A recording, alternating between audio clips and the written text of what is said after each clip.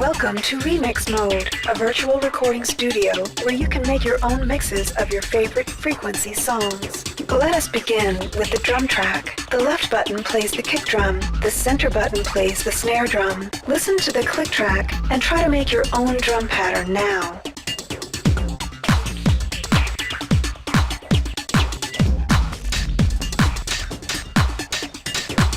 Now I will introduce you to the loop tool. The loop tool automatically repeats the patterns you play so you can quickly fill up a track with notes. Press the D-pad down now to turn the loop tool on. The loop tool is now engaged. The green rectangle on the track in front of you shows the boundaries of your loop. Whatever music you play into this frame will get repeated over and over. Play a simple drum pattern now, starting at the beginning of the green frame and play until the end.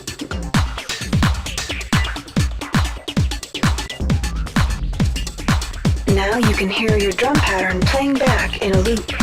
Once you've recorded a pattern, you can add more notes on top of it using overdubbing. Try adding some hi-hat to your pattern by playing the note on the right. Good, you have added more notes to your pattern. Use overdubbing to easily create complex note patterns. If you are unhappy with your performance, you can erase what you did by hitting the X button. Hit the X button once to erase one bar of music. Hit X twice quickly to erase all the notes on this track. Try erasing all of your notes now. Good, now create a new drum pattern.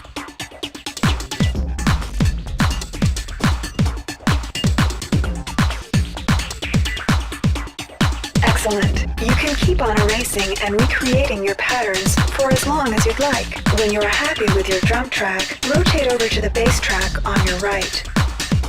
Melodic instruments, like guitar, bass, and synthesizers, can often be played on your controller like a keyboard. Use the left button to trigger low notes. Use the right button to trigger higher notes.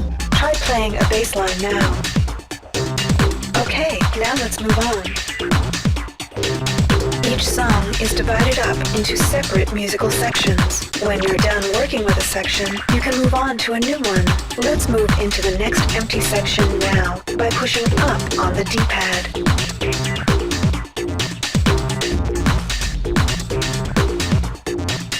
You've just passed into the next section of the song. Notice that your drum and bass tracks are silent. They haven't been erased. They're still stored in memory, and you'll hear them again when you return to the first section later. All of the sections you create will be changed together to make a complete song.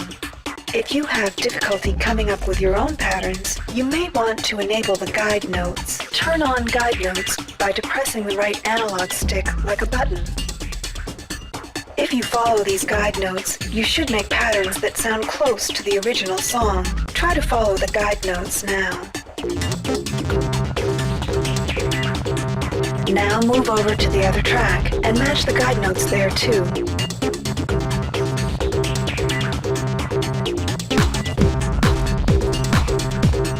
Now let's add some effects to your tracks. This is the Effects Control panel. Effects let you transform the sound of your tracks in interesting ways. Move the analog stick on your controller up or down to select a different effect. Scroll through all of the effects until you get back to echo.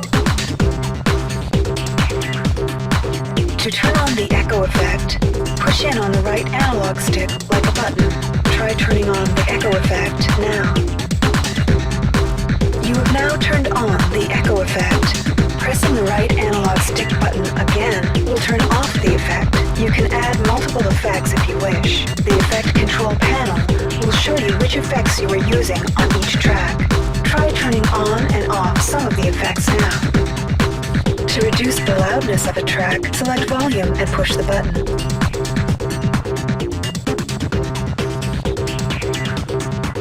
Okay, let's move on.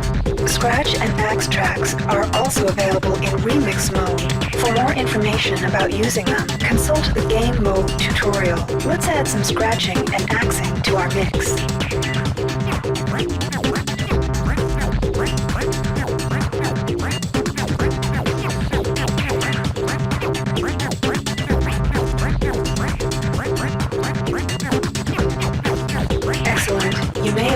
that the loop tool doesn't affect scratch or axe tracks. Let's move on. Once you have completed remixing all your sections, you can hear your entire mix in playback mode by pressing the Select button. If you are happy with your remix, you can save it to your memory card and then challenge other freaks to replay your mixes in game mode. This tutorial is now complete. End of program.